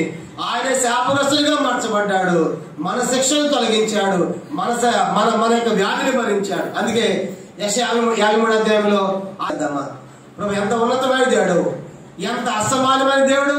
నా కోసం ఈ లోకానికి ఒక సామాన్యుడికి ఎలా తగ్గించుకుని వచ్చావు, నా కోసం ఆ శిక్ష ఎలా పోనిస్తావు చెప్తారు కదా. వాళ్ళ తల్లి తప్పు చేసి పడుకొని పోదాం పండుని పడుకొని తీసుకొచ్చారు. తీసుకొచ్చిన తర్వాత ఫోన్లో నిలబెట్టారు. ఏమా ఈ తప్పు నువ్వు చేసావా అని అడుగుతా ఉంటే నేను తర్వాత తల్లి తప్పని చూస్తున్నారు. ఎంత కఠినుడు, కనీసం తల్లిని కూడా కింద దిగొచ్చాడు. ఆ జడ్జి వస్త్రాలన్నీ కూడా కింద పెట్టాడు. అక్కడ నేను జడ్జినే, ఇక్కడ నేను ఇప్పుడు కుమారుని. ఈ దయచేసి ఈ దెబ్బలు ఆమెను కొట్టవద్దు, ఆమె భరించలేదు, ఆ దెబ్బలు నన్ను కొట్టండి, 5,000 రూపాయలు నేను చెల్లిస్తానని తర్వాత పెట్టాడు. సరిగ్గా ఇదే జరిగింది 2020 సంవత్సరాల క్రితం కలువరి శిలువలో. మన శిక్ష ఆయన మీద పడింది, మనం ఆ శిక్ష భరించలేమని, వహించలేమని, సహించలేమని ఆ ప్రభు మనం ప్రేమించి ఆయన న్యాయాధిపతిగా నువ్వు పాపి నరకానికి వెళ్ళాలి, కానీ సత్యమైన నరకానికి వెళ్ళాలని ప్రభు తీర్పు చెప్పాడు. మన కోసం ఆయన ఆ శాపగ్రస్తుల శిలువ మీద మార్చబడ్డాడు. కాబట్టి ఈ రాత్రి దేవుడితో మాట్లాడుతుంటుండగా కనుక ప్రభును ఆయన రక్తాన్ని దాటి వెళ్ళవద్దు, ఆయన వాక్యాన్ని తోసి వేయవద్దు. దేని వాక్యం సెలవిస్తా ఉంది, ఇది మిక్కిలి అనుకూలమైన సమయం. ఎంతకాలం ఈ రాత్రి నీ పాపాన్ని ఒప్పుకోకుండా వెళ్తా ఉంటావు? నువ్వు పాపం ఒప్పుకోనంత వరకు నీకు నెమ్మది లేదు. అక్క తమ్ముడు ఇద్దరు కూడా ఆడుకుంటున్నారు, పట్టణంలో చదువుతున్నారు, సెలవులకి ఇలాంటి ప్రాంతాలకు పెరట్లో ఉన్న బాతులు ఉన్నాయి. ఈ పిల్లవాడు ఆడేటువంటి ఆ బాలు పోయి ఒక బాతు తగిలింది. ఆ బాతు పుయ్యని చచ్చిపోయింది. అటు చూశాడు, వెంటనే ఆ పెరట్లో తవ్వాడు, బాతులు పాతి పెట్టేశాడు. కిటికీలో నుంచి ఇదంతా కూడా తన అక్క చూస్తా ఉంది. చేసిన అక్క, ఓహో వీడి బాతుని చంపి వీడు పూడ్చిపెట్టాడు. అక్క ఏం చేసిన అక్క చూసింది, లోపలికి కూడా వచ్చాడు. లోపలగానే తమ్ముడు అని పిలిచింది. ఏమి అక్క అంటే, అదిగో ఆ పాత్రలు నీవే కడగు అనండి, ఇది నీ పని కదే అన్నాడు. అదిగో బాతు అన్నాడు. అమ్మ చూసినట్టుందని చెప్పేసి ఏం చేసాడు, వెళ్ళిపోయి ఆ గిన్నెలు కడిగేశాడు. చెప్పొద్దు అమ్మమ్మ తాతయ్యకి అని భయపడి ఆ గిన్నెలు కడిగేశాడు. కాసేపు మళ్ళీ పిలిచింది. తమ్ముడు అనగానే ఏమక్క అంటే, అది ఇల్లంతా నీవు శుభ్రం చేయాలి, ఇది నీ పని కదే బాతు అంది. అమ్మ చెప్పేస్తానని భయపడి మళ్ళీ ఏం చేశాడు, ఇల్లంతా ఊడ్చేసాడు. ఇంకాసేపటికి బట్టలు ఉతకాలి. తమ్ముడు బట్టలు అనగానే ఇది నీ పని కాదు బాతు అంది. రోజు ఇదే దినచర్య. అక్క ఏమైపోయాడు, తమ్ముడు పాపం చేయడు, పాపము నాకు ప్రతిరోజు ఇదే చర్య. ఒకరోజు ఆలోచించి ఎంతకాలం చేయాలి అది ఆలోచించి ఒకరోజు తలంపు వచ్చింది. వాళ్ళ అమ్మమ్మ తాత ఇద్దరు కూడా పెరట్లో ఉంటే పరిగెత్తుకుంటూ వెళ్ళాడు. వాళ్ళిద్దరు నవ్వుకుంటా ఉంటే, అమ్మమ్మ తాతయ్య చెప్పు నాన్న, అది కాదు అమ్మమ్మ చెప్పు నన్ను, ఎందుకంటే చెప్పంటాను. ఆ రోజు బాతు అని మొత్తం చెప్పేశాడు. చెప్పే కానీ అదేమన్నా నాన్న చాలా బాతులు దానికి ఎందుకు గడుస్తాలే పో అని చెప్పేసి సంతోషం క్షమించేశారు. అమ్మమ్మ తాత వదిలేశారు. ఈ సంగతి ఎవరు తెలియదు, అక్క తెలియదు. మనసులో పిలిచింది. తమ్ముడు అనగానే వచ్చాడు కదా, గింజలు అనగానే ఇది నీ పని కదండి. బాతు ఎప్పుడే పోయింది పోరాడు, ఊరిచేది ఇప్పుడే పోయింది పోరాడు. కానీ బట్టలు ఎప్పుడు పోయింది, ఎందుకు ఒప్పేసుకున్నాడు. అందుకే 1 యోహాను పత్రిక 1:9 సెలవిచ్చాడు, మన పాపములను మనము ఆయన నమ్మదగిన వాడు నీతిమంతులను మన పాపాలను క్షమించి సమస్త దుర్నీతులను మనలో ఈ రాత్రి ఒప్పుకుంటే ఎంతకాలం దాసత్వంలో ఉంటావు, ఎంతకాలం బానిసగా ఉంటావు. ఈ వచనంలో ఆయన మన పాపములకు శాంతికరమైన సర్వలోకానికైనా శాంతికరమైన. కాబట్టి ఈ రాత్రి ఆయన మధ్యవర్తిగా ఒప్పుకుంటే చాలు. సూక్ష్మ ఏసై నేను పాపం అంటే చాలు, దానికి నువ్వేం మార్చుకోవాల్సిన అవసరం లేదు, ఏమి చెల్లించాల్సిన అవసరం కూడా లేదు. మనసులో చిన్న ప్రార్థన, యేసువా నేను పాపిని, ఆ ధనవంతులకు ఇంతవరకు లోకాన్నే ప్రేమించానయ్యా, ఎంత గొప్ప దేవుడు, ఎంతగా నా కోసం తగ్గించుకున్నావని చిన్న ప్రార్థన చేయి, గొప్ప రక్షణ. మోకరించండి, ప్రార్థన మోకరించాలి, అందరూ మోకరించాలి. దేవుడు దర్శించే వేళ, సంధించే వేళ ప్రార్థన చేయకపోవడం ఒక మంచి తిరుమల మనం చేసుకుంటాం. గత 2 దినాలుగా అనేకమైన సత్యాలు, అనేకమైన సంగతులు మనం వింటూ వచ్చాం. ఈ రాత్రి 27వ వార్షికోత్సవంలో దేవుడు నీ రక్షణ కొరకై నేను ప్రేమించి నీతో మాట్లాడుతుండగా నువ్వు మందరికి వస్తున్నావు పోతున్నావు, కానీ నువ్వు ఇంకా రక్షణ పొందలేదు. కాలాలు మారిపోయినాయి, దినములు మారిపోయినాయి, వారాలు మారిపోతున్నాయి. రక్షణ నుంచి వాయిదా వేస్తావు. ఎంతకాలం ధనవంతుల్లాగా ఈ లోకంలో ఉన్న వాటి మీదే మనసు నిలిపి దేవుడు లేకుండా ఉంటావా? అన్ని నాగు అంటావా? ప్రాణం కూడా నాది అంటావా? దేవుడు పండుగ ఈ రాత్రి ఆ ప్రేమ గల ప్రభు జలములు కొలిచిన వాడు, దోసిట్లో పొడిసిట్లో వాడు, పర్వతాలు కొండలు తూచిన వాడు, అసమానమైన దేవుడు కదా ఆయన. నీకోసం ఆయన ఒక సామాన్యమైన స్వల్ప జనములు పుట్టాడు, ఎంతగా తగ్గించుకున్నాడు. స్వల్ప గ్రామములు, పంచాయతీ లేని గ్రామంలో పుట్టాడు, ఎంతగా తగ్గించుకున్నాడు. నాజరేతులో పెరిగాడు, చెడిపోయిన గ్రామంలో పెరిగాడు, పాపని మానవుల కొరకు ఎంతగా తగ్గించుకున్నాడు. నిరుపేద కుటుంబం నీకోసం నా కోసం దరిద్రుడైపోయినాడు. చిన్న గింజ, చిన్న చేపలు, చిన్న ధోని, ఎంత సామాన్యమైన లైఫ్ వేసి ప్రభు ఈ లోకంలో నీ కోసం నా కోసం. విద్యలన్నీ పామరులు వాడుకున్నాడు, ప్రపంచ స్వార్థ వెళ్ళింది. ఈ రాత్రి ఇంతగా తగ్గించుకున్న ప్రభువును ఇంకా ఎంతకాలం హృదయానికి బయట పెడతాం? రాత్రి ప్రభు అంటున్నాడు, హృదయమైన తలుపు నేను తడుచున్నాను. ఈ రాత్రి ఎవడైనా తలుపు తీస్తే నేను అతనికి వస్తా, అతన్ని కలిసి భోజనం చేస్తా. ఈ రాత్రి హృదయమైన తలుపు తెరవడానికి సిద్ధమేనా? తడుతూ ఉండగా ఎంతకాలం ఆయన బయట పెట్టి ఏడిపిస్తాం. ఆయన శిరస్సు ఎండకి ఎండిపోతా ఉంది, వర్షం తడుస్తాడు, మంచు తడుస్తూ ఉంది. కానీ రాత్రి ఆ ప్రేమ లక్ష్యం హృదయంలో సేకరిద్దామా? నీ కోసం నా కోసం శాపవస్త్రం మార్చమంటాడు. యేసు ప్రభువా, నేను పాపనయ్యా, నన్ను క్షమించు, ఆ నరకం తప్పించు అనేది నీ తీర్మానం అయితే ఈ రాత్రి మీకు ప్రార్థిస్తాం. అలాంటి వాళ్ళు ఎవరైనా ఉంటే మీ కుడి హస్తం తలపై చూపించండి. ఎంతగా హృదయం మూసి ఉంచుతావు, ఈ రాత్రి హృదయములన్నీ బయటకు వస్తాయి. ప్రభుని ఆహ్వానిస్తే తప్పు చేసి సిగ్గుపడాలి, దేవుడు నమ్ముకోవడానికి సిగ్గువద్దు. కనుక అమ్మ ప్రభు నీ పాపాలు క్షమించండి కాక. నీకోసం ఎంతగా తగ్గించుకున్నాడు ఆ ప్రభు. నీకోసం కలువరి శిక్ష పొందాడు కాదు, నీకోసం స్వల్ప జనంలో పుట్టాడు కాదు, నీకోసం స్వల్ప గ్రామంలో పుట్టాడు కాదు, నీకోసం నిరుపేద కుటుంబంలో పుట్టాడు కాదు. అలాంటి ప్రభు ఎంతగా తగ్గించుకున్నాడు. ఆయన ఎంత ఉన్నతుడు. సింహాసనం ఆయన, ఆకాశమైన సింహాసనం కాదు, భూమాన్ని పాదం పడడం కాదు. అలాంటి అసమానమైన దేవుడు. దాటి వెళ్ళిపోవద్దు. ఈ రాత్రి ఒక మంచి తీర్మానం. ఇంకెవరు ఎక్కడైనా ఉన్నారా? ముగించిన అంటున్నాము, ఇదే నీకు చివరి దినం కావచ్చు. రేపు ఈ రాత్రి సువార్త కొడుకు లేదు, ఇదే చివరి కోడిక. నీకు సువార్త కోడిక కావచ్చు. ఈ రాత్రి దేవుడు దర్శించే వేళ ఇంకా ఎక్కడైనా ఉంటే ప్రార్థన చేస్తాం. మోకరించండి, హృదయాలు తెరవండి, ప్రభుని సేకరించండి. ప్రభు మీకు సహాయం చేస్తాడు. ప్రార్థన.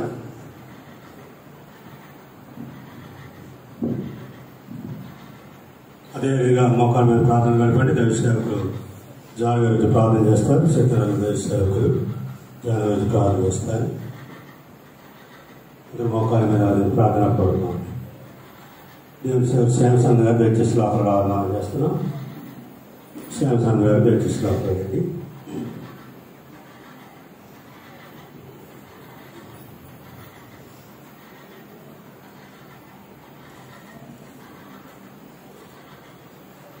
ప్రియమైన తండ్రి, జీవాధిపతమైన మా ప్రభువా, సృష్టికర్తమైన దేవా, మీకు వందనాలు చెల్లిస్తున్నాను నాయన.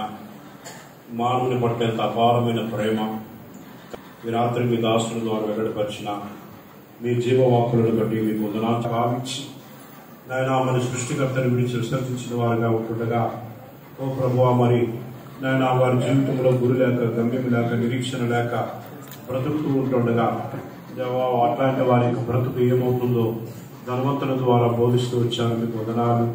మా ప్రియమైన తండ్రి అనుకున్నాడు ప్రభువా, గ్రహించలేని వారిగా ఉంటున్నాడు. ఈనాడు చాలా మంది ప్రభువా పొందుకొని వాటి మీద నమ్మిపించినట్టు వారై ఇచ్చిన వారిని విసర్జించి ఇష్టానుసారంగా బ్రతుకుతున్నట్టు వారుగా ఉన్నారు. అటు వారు ఎవరైనా ఉంటే దినములు మీరు దర్శించండి. వాక్యము ద్వారా ప్రియమైన ప్రభువా, మీకు స్తోత్రములు చెల్లిస్తున్నాను నాయన. మరి తన జీవితంలో మా ప్రియమైన ప్రభువా, ఇదిగో నావి తను కాకుండా పోతూ వచ్చినాడు ప్రభువా. నాయన తండ్రి, నమ్మకమైన దేవ, అనుభవించలేని పరిస్థితి దేవా. ఈనాడు మానవుడు కూడా ప్రభువా అట్లాంటి దుస్థితి కలిగేటువంటి వాడుగా ఉంటున్నాడని నేను ప్రభువా తెలియజేసిన లేఖన సత్యాల బట్టి మీకు వందనాలు చెల్లిస్తున్నాను నాయన. ప్రభు సమస్తాన్ని సంపాదించుకున్నాడు, కానీ సమాధానకర్తను పోగొట్టుకున్నాడు. అవేవి కూడా తన వెంట రాలేదు ప్రభువా. దేవా, మరి తండ్రి సంపాదించినవి మా వెంట రావు, అవి మమ్మల్ని గమ్యములకు తీసుకువెళ్ళడం. కానీ ఏమీ లేకపోయినా మిమ్మల్ని కలిగి ఉంటే ఓ ప్రభువా, మీరు మా కొరకే సిద్ధపరిచినటువంటి ఓ ప్రభువా ఆ యొక్క రాజ్యములకు వారసులు కాగలుగుతాం, ప్రవేశించగలుగుతాం. ఈ లోకంలో తన కొరకు అన్ని సిద్ధం చేసుకున్నాడు ఆయన. మరి ఎంత దారుణమైన పరిస్థితి. అంతేకాకుండా తన ప్రాణము ఎప్పుడు పోతుందో తనకు తెలియనటువంటి పరిస్థితిలో ఉంటూ వచ్చినాడు. దేవా, ఈ రాత్రి నీ ప్రాణం అడుగుచున్నాము అని రాయబడిన మాటకు జ్ఞాపకం చేసుకున్నాడు. అజ్ఞాన దశలో ఉంటూ ఉన్నారు దేవా. మరి వారిని మీరు దర్శించి వారి హృదయం